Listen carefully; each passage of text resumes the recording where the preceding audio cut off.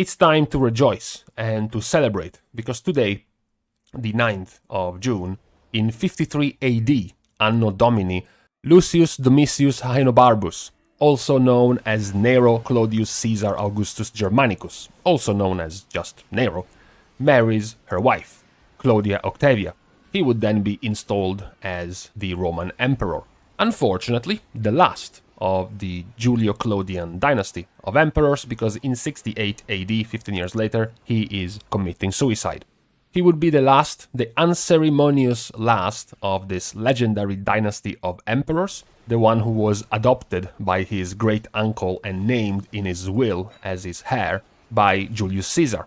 Augustus, also known as Octavian, was the first of the dynasty, followed by Tiberius, and then Caligula, and then Claudius, and finally, who then ended the dynasty in shame, after finding out that he was being declared enemy of the state by the rest of the Roman high ranks, including his own generals. He decided to take his own life. Now, thinking about something else to do for the day, instead of taking our own lives, there has been a new PTR build being pushed today with some new stuff worth mentioning. Now, number one, let's point out, to clear up the confusion even more, Blizzard is continuing to add slots, craftable slots to all of the legendaries. They are adding an extra one to most of them, so if you keep seeing this, if you keep hearing this being mentioned, that legendaries are now getting more slots, the reason for this is because, of course, in 9.1 you're going to have Shards of Domination. Shards of Domination will be fixed in certain slots based on your armor type. These are the armor types. Chest, helmet, and shoulders are going to be the same for every armor type, and then cloth as bracers and belt, leather as gloves and boots, mail as belt and boots, and then plate as bracer and gloves. So the reason why you want an extra slot in your legendary is because what happens if your legendary, your best in slot legendary you want to use, is in the same slots, in the same craftable slots as the armor slots that will give you a Shard of Domination. It means you won't be able to use a piece of gear with a Shard of Domination because you have to use your legendary, which would be a pretty big nerf, basically, to your power. That's the reason why all these legendaries are getting an extra slot. So, talking about actual changes being put in the game, there has been an interesting change to the defensiveness, to the survival of Demon Hunter, Havoc Demon Hunter in particular. This is also particularly interesting because just a couple of days ago, 3 actually days ago, we went over the deaths in raids by all the specs, and we saw, I thought you, if you kept notes of that lesson, you noted that Havoc Demon Hunter was amongst the least dying of melee specs. Below Rogue, but still very, very resilient. Their mobility, for one, and the fact that they can choose to have an immunity is also very helpful. Not to mention they are the bringers in the raid of darkness, as well as they also have another defensive blur on top of their immunity, if they so choose to use it, Netherwalk. So it is interesting that Blizzard decides to buff over the board, in fact over the entire talent row of defensives pretty much, Havoc Demon Hunter. Desperate Instincts is getting buffed. This is their auto-proc defensive. It is similar to things like the Shaman's Nature's Guardian, even a Fire Mage's Cauterize, even though Cauterize is much stronger. Desperate Instincts now is going to trigger Blur when you fall below 35% health, but at a 50% reduced cooldown and duration. This is very good, because the duration of Blur is 10 seconds long. So you're getting 20% damage reduction, but very rarely you do want it at 10 seconds. You know, sometimes the hit you want to mitigate is only 1 second long because it's a single hit. Sometimes it's, you know, a couple of hits, right? A wave of hits, something like the jumps you have to do in Council of Blood, right? That's continuous for like a few seconds, but 10 seconds is a very long duration to have this defensive. So what this talent is going to do is, okay, the damage reduction from Blur, as well as the dodge rate, if you care about it, is only gonna last 5 seconds instead of 10, but it is going to put Blur not on a 1 minute cooldown, but on a 30-second cooldown. So that is actually very good. It might even be this, you might even get into a situation where you don't even click Blur anymore. You just take this talent and make it proc automatically every 30 seconds whenever it's up and you're taking a big bunch of damage that drops you low. It's kind of weird. Now, the other two talents in the same row are also getting buffed. Netherwalk, again, I'm just so confused about these changes. Netherwalk, the immunity gets a 1 extra second of immunity. So, not really a super strong change, it's just the extra duration. You generally just want to be immune for a few seconds, whether it's 5 or 6, it's not going to change too much. It's not that if you weren't taking Netherwalk for a particular fight before, and now, because of this 1 extra second, you're going to change it, it's not going to happen. The other one is Soul Rending. This one, we have to point out, is also being changed for Vengeance Demon Hunter in the same row. The difference is that for Vengeance, in that row, they have Fracture, which is currently being taken universally by all Vengeance Demon Hunters, although Leech is still pretty strong, to be fair. So the buff here is that you gain less Leech in Metamorphosis from 25 to 20%, but you do gain more base Leech from 5 to 10%. This is likely not going to change much of anything for Vengeance, especially because Vengeance strongest and most tricky part of the pull is when they jump in with all their cooldowns and they use Fell Devastation. Because they play with Demonic, they get into Metamorphosis for that initial big brunt of damage, which means they would be actually losing Leech in that moment, which is not something they would want. For Havoc, I don't know. Soul Rending was also the de facto passive one you would take to just heal yourself better during the course of an encounter, for example, even of a Mythic Plus key. It is still the de facto one that Havoc Demon Hunters use when they don't have to use an immunity. So this one being buffed while being already taken, it might be an indicator that Havoc Demon Hunters will continue to use this one whenever they don't need an immunity. However, I would like to point out that Desperate Instincts, as they received, a pretty interesting and powerful buff in the way it's going to make your defensive blur work. Talking about defensives, we have gotten an extra defensive being given to Rogue. This is just a 5% flat max HP buff. Cloaking Shadows, your Endurance Conduit for Rogues, is now going to give you 15% of your max health whenever you enter Stealth. This is, I'm assuming it could be good for PvP, but also it's going to be particularly good for Mythic Plus. This basically means whenever you use it, every time you pull, every time you get into a new pack in Mythic Plus, you start with a 15% Absorb Shield. Technically, since you should have this at 226 item level at rank 6, that's a 20% max HP shield that you get from the start of every pull. You know, it's kind of good.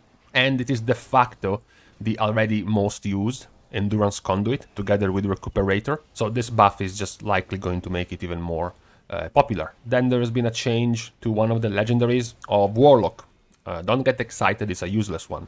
It's the Contained Perpetual Explosion, which is the Venthyr specific Covenant legendary. That's a mouthful.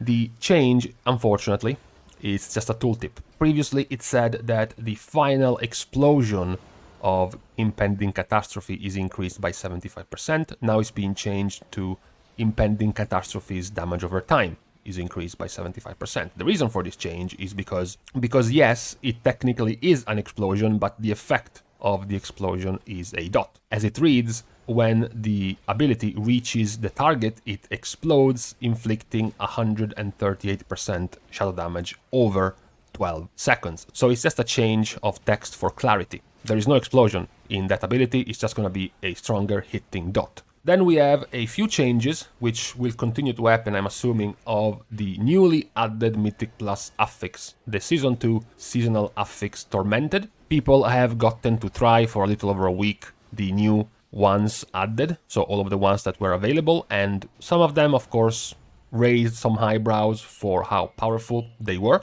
And then there has also been a pretty important change to mention, because it's going to drastically affect the way some of these are going to work.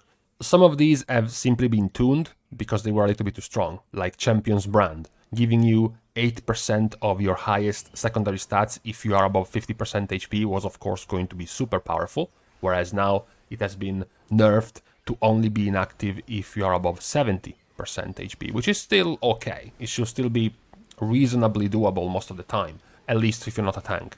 Overflowing Chalice was also the standout overpowered healer one, because it just made it impossible for you to go out of mana. Apparently, and weirdly enough, Blizzard doesn't think it's too much of a problem right now. Hasn't really changed it. They specified that it has a 4 procs per minute. Now, considering that every proc gives you 10% of your maximum mana back, this simply reads that it's gonna proc 4 times for 40% of your maximum mana every minute. You would have to try. You would have to actually come up with some inventive way to be able to go out of mana if you can regenerate 40% of your mana every minute. Now let's look at some of the interesting ones being changed, like Raging Battle Axe. Now, damaging a target below 30% health has a high chance to cause them to suffer for 5% increased damage taken from you. Before, it used to be 2% stacking up 10 times, so it's 20% more damage total if you manage to stack it up that much. Now, it's 5% stacking up 6 times, so the total damage has gone up to 30% more damage to the target, and it procs faster. It has less stacks that you need to proc, and the tooltip now reads approximately 20 procs per minute. So basically once every 3 seconds it's going to proc. If it has to stack up 6 times to get the full 30% damage increase, you're gonna have to wait 18 seconds. Not ideal, of course, on trash mobs. You would have to first wait for the trash mob, to reach 30% HP and then wait roughly 18 seconds to get the full stacks. Basically, it's not gonna work in trash mobs. It's just not gonna be enough time. But in tyrannical bosses, this one starts becoming quite powerful, because tyrannical bosses do have quite a large HP pool. They take quite a bit for them to die, so this one can become very, very powerful in that affix, in that week. Another one which I like a lot, because it kind of changes the way you want to play, and also I can already see how many DPS are going to kill themselves because of this, is the Siegebreaker's Stand. Previously, standing still and not moving increase your damage by 5% up to 15. Now it's been changed by increasing your damage up to 25%.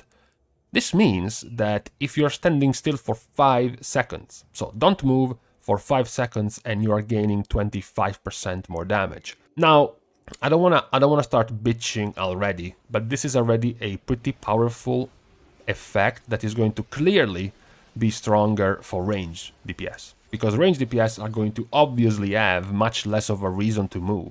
Unless the weak is something like Volcanic, you literally have no point in moving.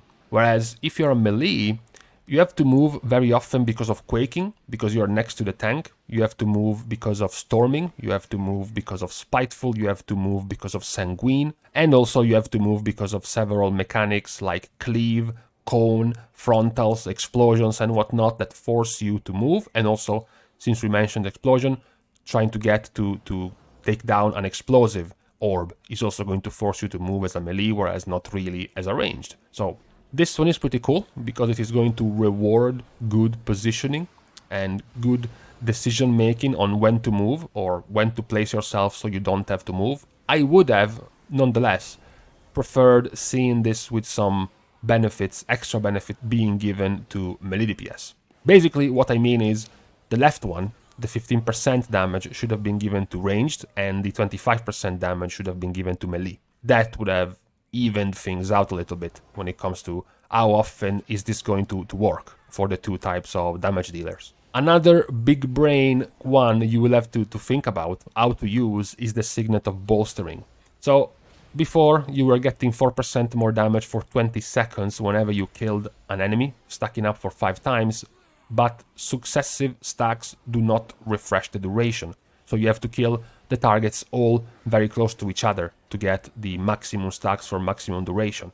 Now it's been buffed, 5% per stack instead of 4, but more importantly 25-second duration. So if you manage to kill 5 enemies very close to each other, right, so clear a pack of mobs very close to each other, you are getting 25% more damage for roughly almost 25 seconds. 25% more damage is almost as much as the 30% more damage you are getting from Prideful.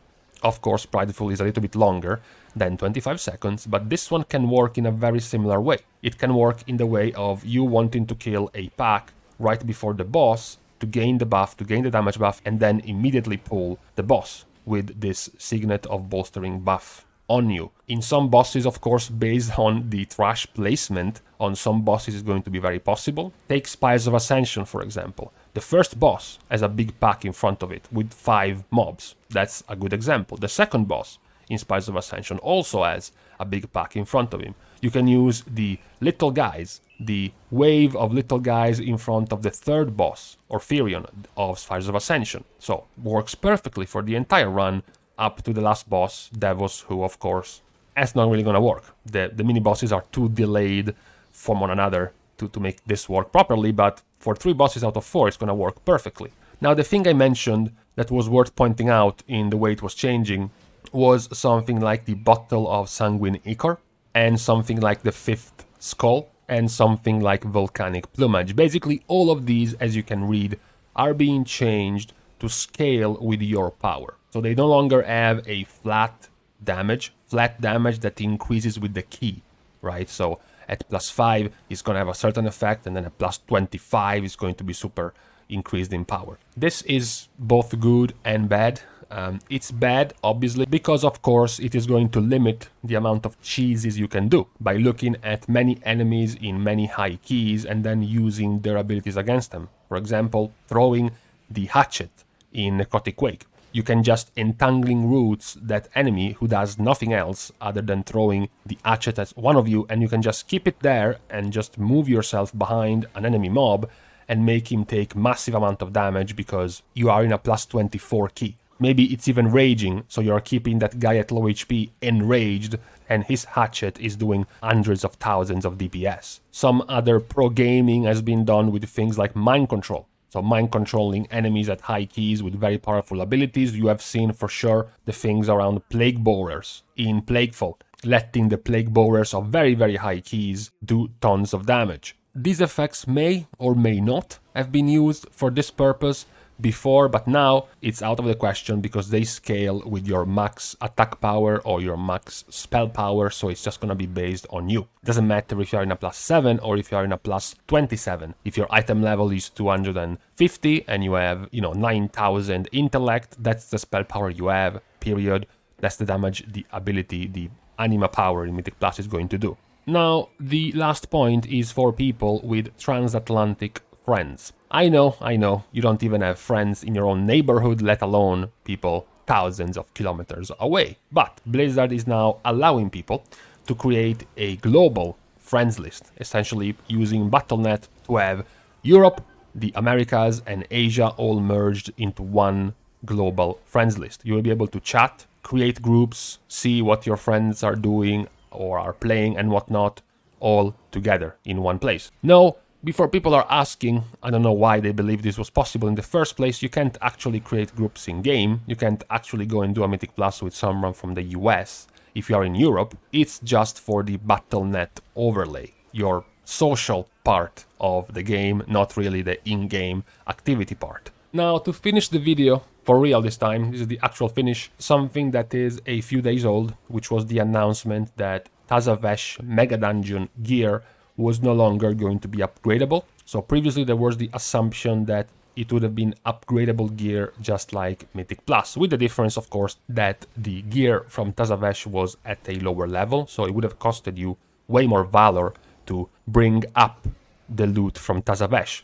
But some people would have still used it because maybe Tazavesh has some very powerful, best in slot trinkets for you. Maybe it has rings with very good secondary stats that you wanted to use. So it could have still had some use for some specs and classes, but no, because there was the new change in the PTR that there is no more upgrade level from the gear in Tazavesh, meaning it's just going to be stuck at 226 item level, which is going to be normal raid quality gear in 9.1, which is going to be the equivalent of completing a Mythic +7, +8, or +9, like right now. That is obviously kind of bad, because it's gonna give you someone who is gonna raid, or someone who is gonna do Mythic Plus at higher level than a 7, so it's gonna take away some of the incentive that you had for getting in there every week, right? Mechagon did have some quite important items for how low the item level was, if you remember. The bracers, the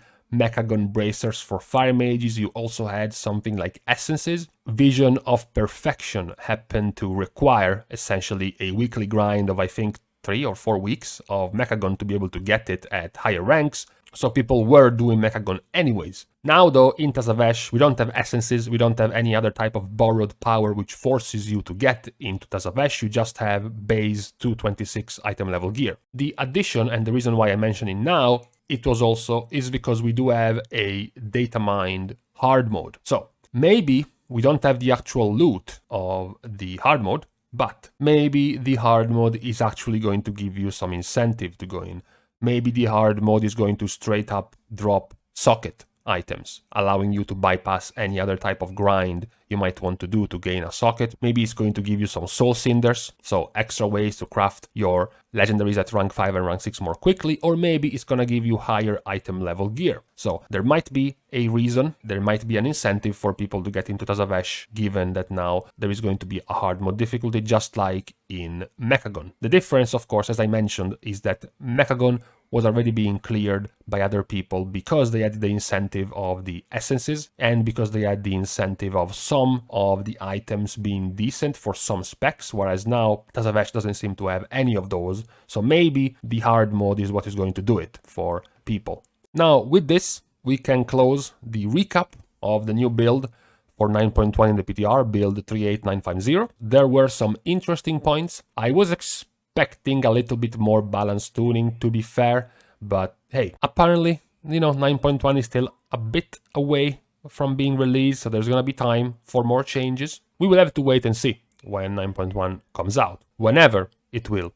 Odds are on something like mid-July. So, thank you guys anyways for watching the video. If you have enjoyed it, you should consider subscribing to the channel, liking, commenting, subscribing, donating, as well as recommending me to your sister. Now, see you guys soon, and in the meantime, well, sister or mother, you know, I'm pretty old at this point.